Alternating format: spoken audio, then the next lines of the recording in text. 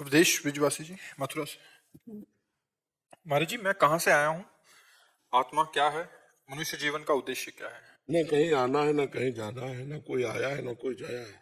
स्वप्न देख रहे बच्चा, मानोगे हमारी बात? उमा कहूं मैं अनुभव अपना, सत हरि भजन जगत सब सपना।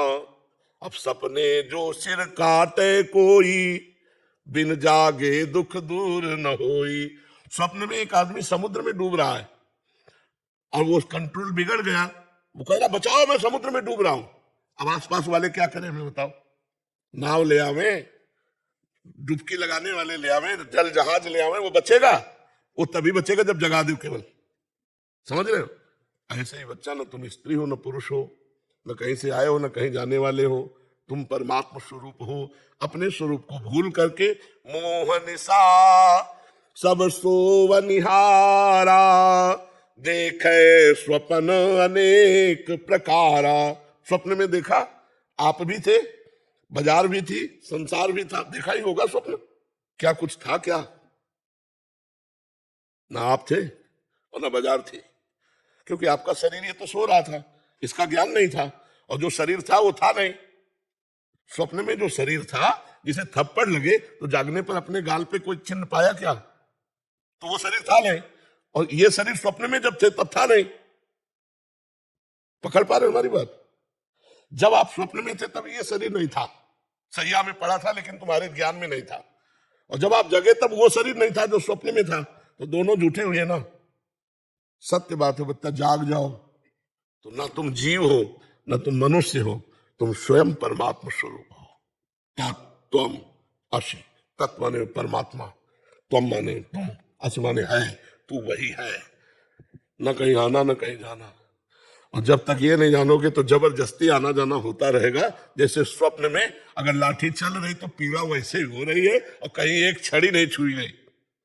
अगर चाकू मार रहे तो पूरा वैसे पीड़ा हो रही, कहीं घाव नहीं मिलेगा जगने के बाद। तो बच्चा, हम लोग माया से भ्रमित होकर कर्म परंपरा में फंस गए हैं।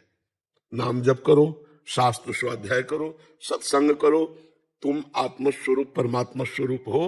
तुमने भ्रम से अपने को देह मान लिया है, ये तुम्हें छोड़ना है। तुम छोड़ दो, न कहीं आना न कहीं जाना।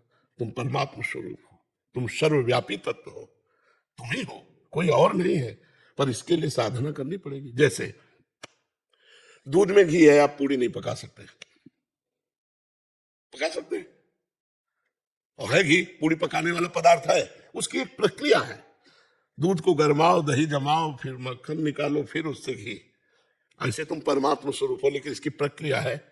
जब तक साधना नहीं करोगे तब तक, जैसे दूध में घी है लेकिन पूड़ी नहीं पका सकते, ऐसे तुम ही ब्रह्म हो, तुम ही परमात्मा स्वरूप हो, लेकिन दुर्गति से नहीं बच सकते। तुम्हें नरक जाना पड़ेगा, तुम्हारे शरीर में रोग होंगे, तुम्हें पीड़ा होगी, तुम्हें चिंता होगा, तुम्हें शोक होगा। इसीलिए साधना, साधना एक प्रक्रिया। जैसे मेहंदी के रेशे रेशे में लालिमा है, वो पूरे पेड़ को फाड़ कर देख लो, कहीं लालिमा दिखाई दे तो हमें बताओ? ना उसकी त्वचा में, ना उसके पत्ते में।